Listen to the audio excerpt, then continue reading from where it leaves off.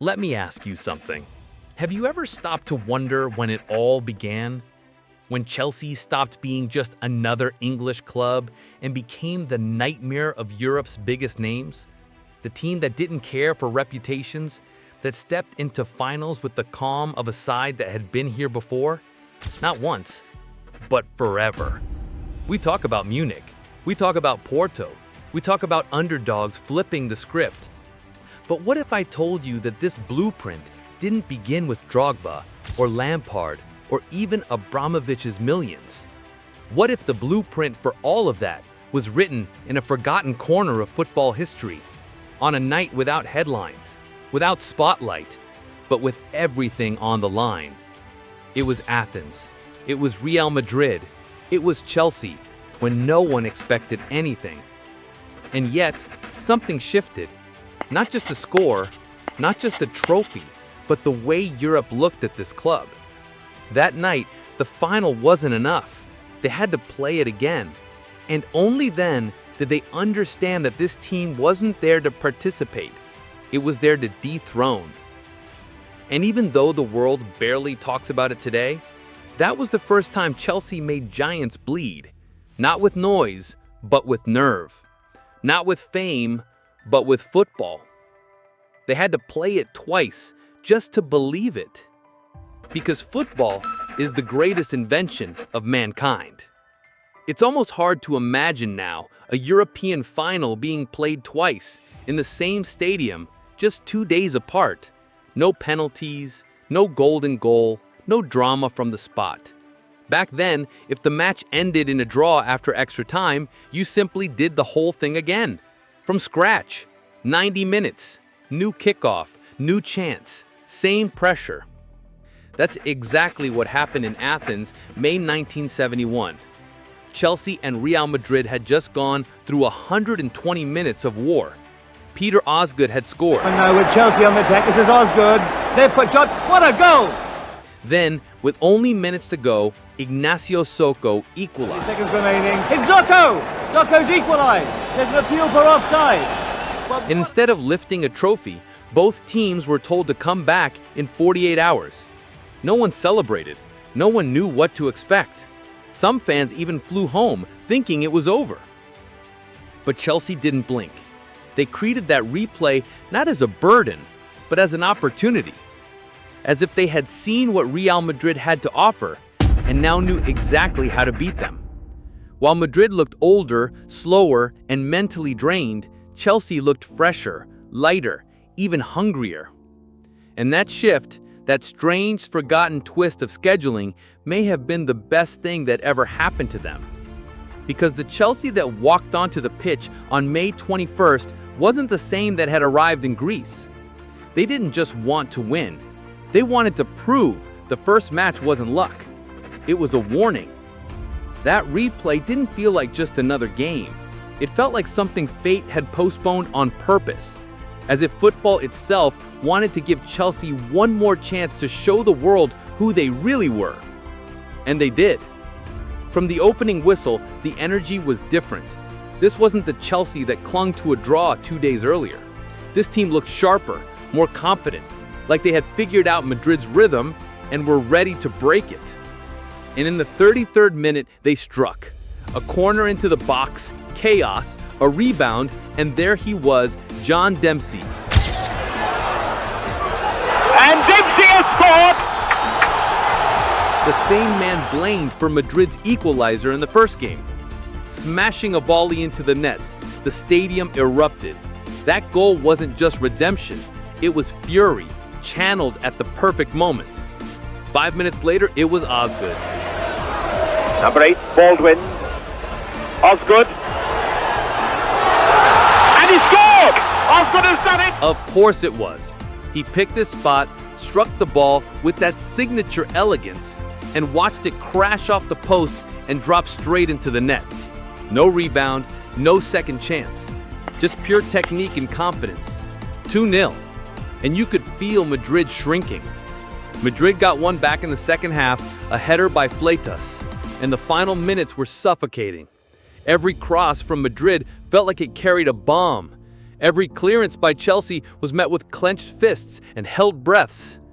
But they held. And when the final whistle blew, they didn't explode. They exhaled.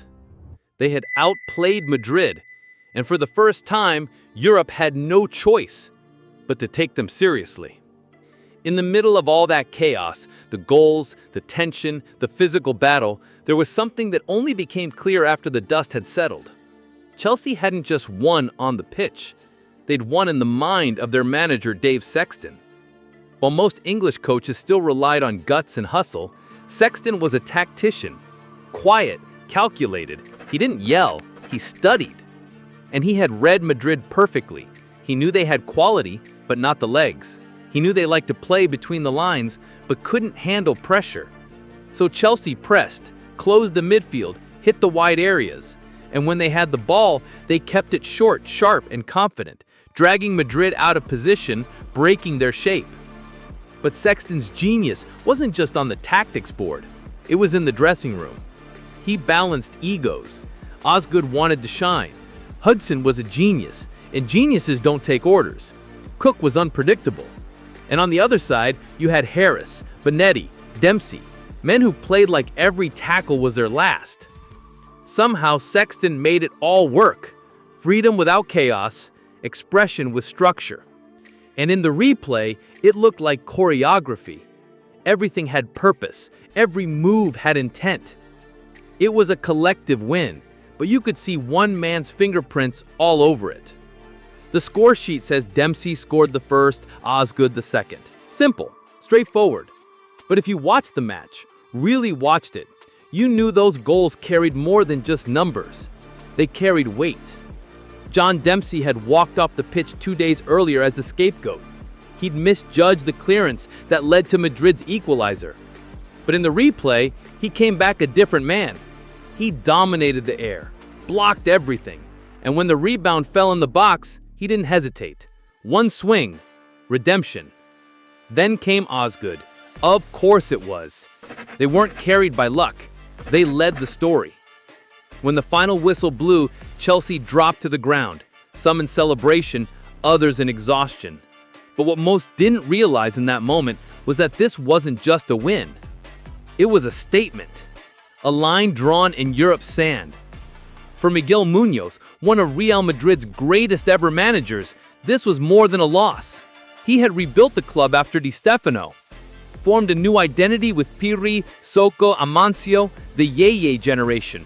But against Chelsea, they looked tired, predictable, beatable. And that was new. Spanish papers blamed fatigue. Some called it bad luck, but deep down everyone knew Chelsea were simply better. And back in London, the city lit up. Thousands of fans had stayed home. Some couldn't afford the trip. Others didn't know there would be a replay. But radios crackled in pubs, TVs flickered in shop windows, and when word came through that Chelsea had won, the streets exploded. Horns, flags, tears. You didn't need to be in Athens to feel it. That night, Chelsea didn't just win a trophy. They earned something rarer: respect, fear, presence. And from that moment on, any team facing them in a final would do so with caution. Because Chelsea, when it matters most, knows how to ruin expectations. Every club has a beginning on the continent, a night when it stops being a guest and starts being a threat. For Chelsea, that night was May 21st, 1971. That win over Real Madrid wasn't just their first European title. It was the night they stopped asking permission. They didn't beat an underdog. They beat the club, the giants, the standard. And they did it twice, drawing once, then coming back and closing the deal. From that moment, something shifted, not just inside the club, but in how others saw them. Chelsea was no longer the charming side from King's Road with flair and flash. They were something else now, a final team, a spoiler, a side that didn't care who you were, what badge you wore, or how many trophies you had in your cabinet. Yes, the big titles came much later in 2012 and 2021, but the shell, the armor, the mentality, that was born in Athens, with Osgood, with Dempsey, with Harris, with Sexton. In a half-full stadium against a team that thought it couldn't lose, Chelsea built something permanent. And if people still don't understand how this club always shows up when it matters most, it's because they haven't looked close enough at what happened in 1971.